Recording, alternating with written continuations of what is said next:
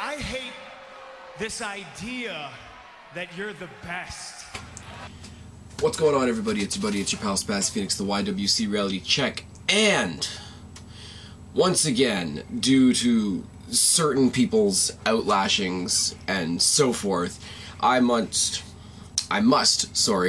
once again address the Daniel Bryan fans. Now, I'm not going to mention anybody by name, but it's pretty safe to say that if these jokes of rebuttals keep coming up, the next name on the chopping block may indeed be Rey Mysterio. And this is immediately after I did my Q&A where I said I wasn't going to do Rey-mageddon, but you know, if I can't even speak my mind about Daniel Bryan, who's at least quasi-irrelevant, I might have to go back and, you know, chop Rey's head off. It could happen. A lot of you, and I mean, we all know who the Daniel Bryan spokesperson is in the YWC, but I'll say, for the point of being politically correct, a lot of you don't like me comparing Daniel Bryan to John Cena. And the comparisons are there. You might not like it, but they're there. It's, once again, the YWC, you know, you have freedom of expression as long as the opinion you express is shared by everybody else. If you share something that's, you know, breaks the boundaries, or, you know, goes against the rules, goes against the grain, you know, you're the one sheep that, you know, doesn't want to walk with the herd, then you're the bad one. You're the one that, you're the one that's going to be the first one to be pork chops. Are you not? So what I've done, because the comparisons are so there for John Cena and Daniel Bryan, who, and let's be clear on this, John Cena I still can't stand, but at least John Cena is doing something in a positive direction at this point, which I can't say for Daniel Bryan. So what I've done is I've come up with 13 comparisons.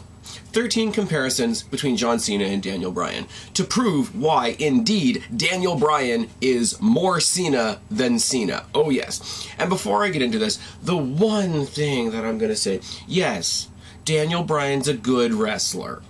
Yes, he's a better wrestler than John Cena.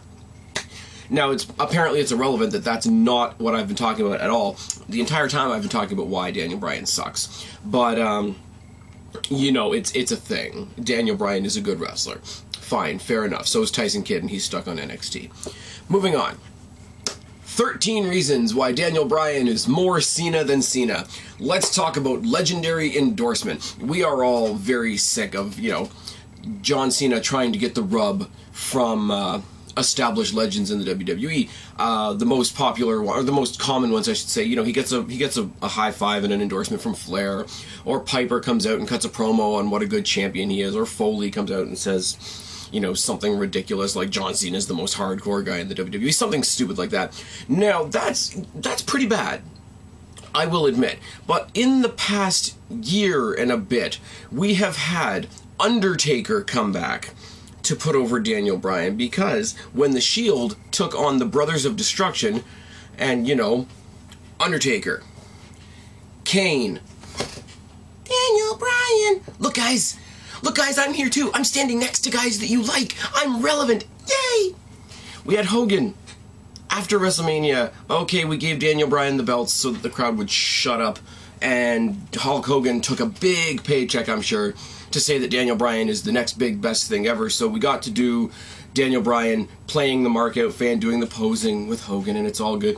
And then we had the most ridiculous piece of YouTube cinema ever, which was Mick Foley having WWE probably buy him a TV so he could beat it up in his backyard when Daniel Bryan was screwed out of the Royal Rumble.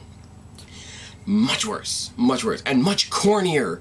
This is the thing, you know, you got the Brothers of Destruction, and then you got the, you know, divorcee half-brother runt of Destruction. Bad news. Still trying to soak up some sort of WrestleMania nostalgia from Hulk Hogan. Bad news. Foley sitting at home on his couch, making an extra WWE paycheck by beating up a TV in his backyard, and that being the big thing to put over Daniel Bryan. Much worse. They've got hand signs. They've got corny hand signs, both of them. John Cena's got the wave, and this is a thing, and the kids like it, and da-da-da-da-da. Daniel Bryan, very, very generically, yes, I'm gonna grow taller. My career's gonna go up. Yes, guys, yes. They both have misleading chants, misleading catchphrases. Starting with John Cena. John Cena, the champ, is here, even when he's not the champion. That's misleading. That's, you know, delusions on John Cena's part. Or you can't see me, which is, again, a delusion, because we definitely can see you with the bright colors and such. We definitely can see you. Very misleading. But so is the yes chant and how they use it. Because the yes chant is something that was suggested to the crowd by Daniel Bryan, but they use for anything. If you see the Shield facing off with the Wyatt family, and they're about to go at it, and the crowd starts chanting yes, the Daniel Bryan marks out there will say, look, look, look, they want Daniel Bryan to be in the match. They want Daniel Bryan to be in the match.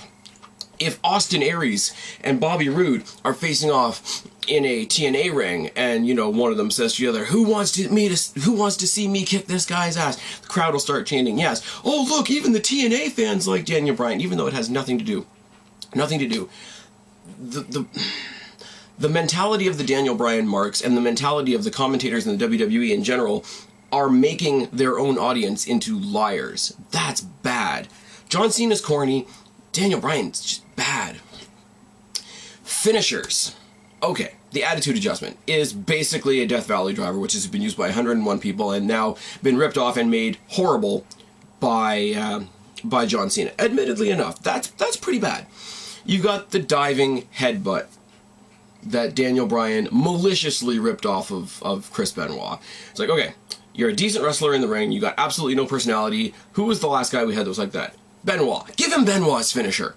That's kind of vulgar and kind of scary, actually. Let's talk about submission moves. The STF. Again, very, very generic for John Cena to pull off. STF, you know, Regal stretch, if you want to make it specific to William Regal, used by a billion people and executed horribly by John Cena. And once again, going back to the morose Chris Benoit comparison, the yes lock is a bad, poor man's wannabe crippler crossface. Is it not? Once again, corny, just bad execution versus generically really bad, blatant ripoff that's vulgar. Bad t-shirts. And we've gone for years, you know, John Cena with the 101 colors t-shirts, Fruity Pebbles, and, you know, some of them were made to look like video games, and some of them were made to look like, cartoons. He had that horrible shirt that was just the champ is here with the belt pointing down that looked like it was put together by a 5-year-old, and everything that The Rock has basically said in any promo about John Cena. But let's think about this. The all-encapsulating symbol of the greatness of your hero, Daniel Bryan, is a cartoon goat with wings. Think about it. Okay, let's go into a little bit more of a specific scenario. What do you do if you're really desperate to get somebody over? You put them against the Big Show. They look impressive. John Cena's first mid-card title victory and first victory at WrestleMania was at the behest of the Big Show. Horrible match. It was only for the US title. It was a curtain-jerker match at WrestleMania, and they made it seem like the biggest thing in the world that John Cena was able to lift up the Big Show. Now, corny, yes. Superman booking, absolutely. The start to many bullshit victories for John Cena at WrestleMania, absolutely. But, as much as we hate to admit it, keeping up with the Big Show, matching power with the Big Show, actually being able to carry the Big Show on your shoulders is a legitimately impressive feat. Now, Daniel Bryan, on the other hand, got his first world title because Mark Henry and Big Show had just kicked the crap out of each other, and he basically capitalized on an unconscious corpse. Let's see. A little bit corny, but still kind of impressive on John Cena's end. Absolutely nothing. Vulture picking the bones for Daniel Bryan. Let's talk about Kane. Both of these guys have ruined the career of Kane. The brief rivalry that John Cena had with Kane leading up into his WrestleMania matches with The Rock, leading up to that horrible 2 out of 3 falls ambulance match where he stopped in the middle of the match to get on a microphone with Booker T and do his typical goofball antics with Booker T. Hey, do I get in the Fave 5, whatever, making an absolute joke out of Kane. 100%, and I will agree with you all, 100%, that is horrible. That is stuff that belongs in the Cena Apocalypse video.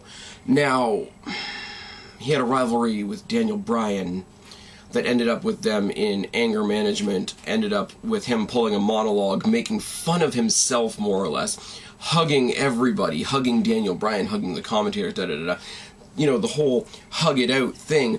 And then it led to probably the most bland, repetitive, childish, common denominator, useless tag team ever in Hell No.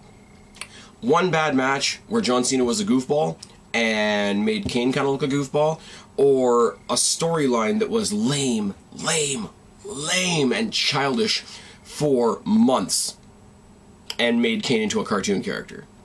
Daniel Bryan's a worse offender than that. No selling. Let's talk about the biggest example of no selling that I can think of. After losing to The Rock at WrestleMania 28, the next night on Raw, John Cena was taken out by Brock Lesnar, and that led to Extreme Rules, which was horrible, because the main event was Brock Lesnar versus John Cena, no holds barred, no disqualification, etc., etc., etc. Brock Lesnar, as he should, because he went on to conquer The Undertaker's undefeated streak at WrestleMania. But in all seriousness, Brock Lesnar owned John Cena for the entire match. John Cena picks up a chain, gets one punch, one AA, and he walks out of it looking like Superman. Daniel Bryan, at this year's WrestleMania, went into WrestleMania with a bad shoulder. Wrestled, admittedly, a very good match with Triple H, where a lot of the psychology, I'm sorry, I can speak, I swear, focused on that already injured body part. Pulled out a fluke victory, had that arm wrapped around a steel post and attacked with a chair post-match, and then went on to defeat Orton and Batista, despite the interference of Triple H, his sledgehammer, Stephanie McMahon, and a false referee. That's worse. John Cena, as much as I hate him, has not pulled any bullshit like that. Oh, no, no, no, no. Oversaturation. People used to complain for days and days and days, and this is something John Cena's actually gotten quite better at. They used to complain always that John Cena would have the entire opening segment on Raw. He would have the entire closing segment on Raw. He would bury somebody. There would be another 2 or 3 interview segments in the middle, and there would be a highlight package of what John Cena did earlier in the night. John Cena would saturate the whole show. Yeah. Tell me again what Daniel Bryan did at WrestleMania? Yeah, I don't even have to.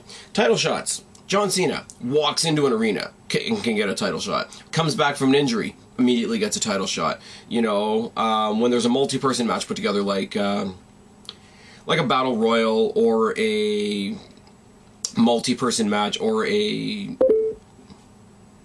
Why are you beeping at me? Why are you beating at me? This is just not a thing. But sorry guys. John Cena can walk into any arena, and when they announce Money in the Bank, John Cena is automatically in it. When they put in Survivor Series matches, John Cena is automatically in one of the main events. And everybody bitches about it, and rightfully so. Now, Daniel Bryan got handed, for no particular reason, other than he's an okay wrestler, he got handed a title shot from John Cena. For no reason. And then when he lost, it was the biggest screw job ever because he'd worked so hard for it. Well, no, he got handed it because John Cena's charitable like that. Much, much worse. Much worse. Oh, yes. Now, crowd manipulation. Crowd manipulation. Now, there's been a lot of crowd manipulation when it comes to John Cena. Now, they will either take the fans that boo him and just spin it as, oh, he must be a good guy, he's creating so much controversy. Look at the mixed reaction he gets, he must be doing something right. Or if he's on SmackDown, they'll just use canned heat and pretend that people are cheering for him, or the announcers will try to make it sound like they're cheering for John Cena, that all the boos are directed at whoever he's against. Now, that's minor manipulation, that's a little bit of dishonesty and whatever. The WWE paid people to stand in the ring and pretend to be angry Daniel Bryan fans. As manipulative as John Cena and the John Cena character and everything around it are, I don't think they've ever actually paid somebody to stand in the ring and say I'm a John Cena fan, other than other wrestlers. They paid a ring full of people to stand in the ring and pretend to be Daniel Bryan fans. That's sad. That is really the key element right there. Anyways, so to you two, and you know exactly who you are, and anybody else that's been giving me crap, I When I say Daniel Bryan is the next John Cena or worse, 13 reasons right there. 13 points of comparison. And before you get up on your high horse, once again, I will say, I am not taking anything away from Daniel Bryan, the in-ring competitor, the in-ring technical pro wrestler is good. That's fine. It's all good. This stuff is crap. And that's why I say Daniel Bryan is more Cena than Cena. Anyways, for those of you that are left, for those of you that haven't completely jumped ship like the rats that you are, I've been Spaz, your YWC Reality Check. Subscribe up there, talk down there, start a conversation, keep all these conversations going. Give the person next to you a little bit of a reality check of their own. Don't be a stranger. I'll talk to each and every last one of you later, but for right now, I am tagging out. Bye, guys.